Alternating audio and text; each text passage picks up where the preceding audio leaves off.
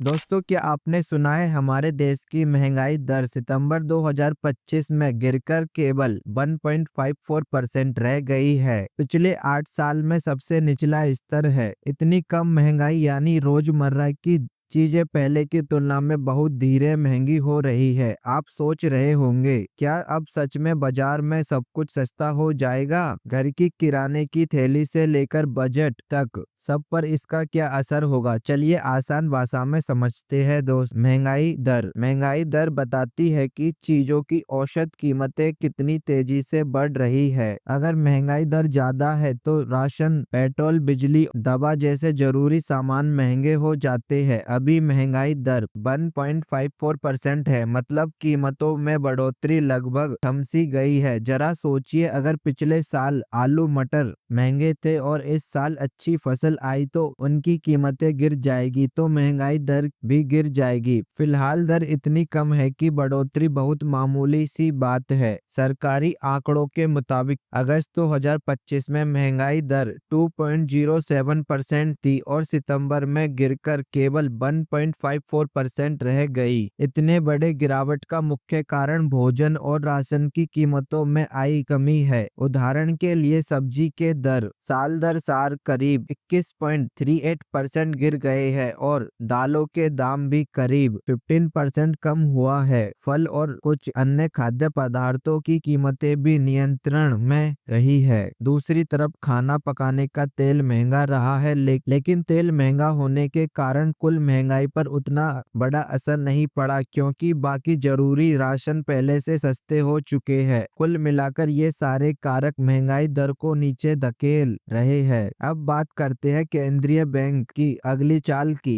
भारतीय reserve bank (RBI) का लक्ष्य महंगाई को 2% 6% के दायरे में बनाए रखना है। अभी महंगाई दर 2% से नीचे आ गई है, इसलिए आरबीआई फिलहाल जल्दबाजी नहीं कर रहा है। इस साल उसने पहले ही कुल 1% की ब्याज दर कटौती की है और अक्टूबर में रेपो रेट 5.5% पर स्थिर रखा गया। कई विशेषज्ञों का मानना है कि अगर महंगाई नियंत्रित ही रही तो दिसंबर में और 0.25% की कटौती हो सकती है, यानी संभव है कि रेपो रेट 5.25% तक आ जाएगा। हालांकि आरबीआई पिछली कटौतियों के असर को देखकर अगली चाल बढ़ाएगी। इस सब का हमारे लिए क्या मतलब है? चलिए देखते हैं कि घरेलू बजट पर इसका असर कैसे होगा। सबसे पहले ईएमआई की बात करें तो ब्याज दरों में कटौती होने से होम लोन और कार लोन की किस्तें थोड़ी कम होगी। उदाहरण के लिए 25 लाख रुपए में घर लोन पर 0.25%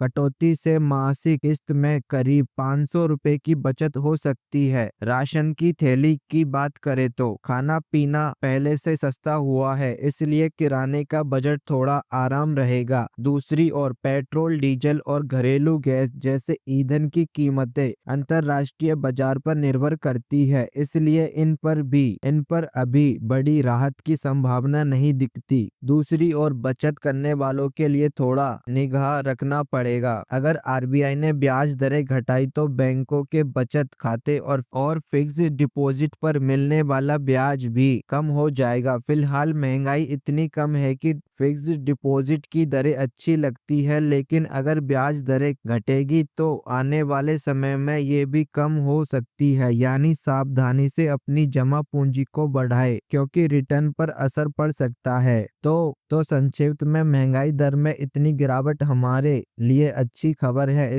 इसका मतलब हुआ कि रोजमर्रा की जिंदगी में सस्ते होने की उम्मीद बढ़ी है और कर्ज की किस्तों पर बोझ थोड़ा हल्का हुआ है। हालांकि ध्यान रखने की महंगाई 2% से नीचे आने का मतलब यह नहीं कि हर चीज तुरंत सस्ती हो जाएगी। महंगी चीजें पहले भी महंगी थी, अब उनकी बढ़ोतरी रुक गई है। हमें अपने बजट का ध्यान रखते हुए समझदारी से खर्चा करना होगा और आरबीआई की अगली बैठकों को भी देखने की जरूरत है। दोस्तों, ये थी इस महीने की महंगाई की कहानी। हमें उम्मीद है कि यह जानकारी आप मददगार रही होगी। महंगाई दर में कमी का असर धीरे धीरे दिखेगा, इसलिए अपने घरेलू बजट को उसी अनुरूप ढालें। महंगाई घट रही है, ये अच्छी शुरुआत है, लेकिन हमें भविष्य के लिए जागरूक और तैयार रहना चाहिए। मिलकर समझदारी से योजना योजना बनाए और देखते रहे कि आने वाले महीनों में महंगाई की यह कहानी कैसा मोड़ लेती है। तब तक के लिए तो दोस्तों, आपको ये वीडियो थोड़ी बहुत भी हेल्पफुल लगी हो तो चैनल को सब्सक्राइब करें और बेल आइकन को ऑल पर सेट करें। चलो मिलते हैं नई वीडियो नए टॉपिक के साथ।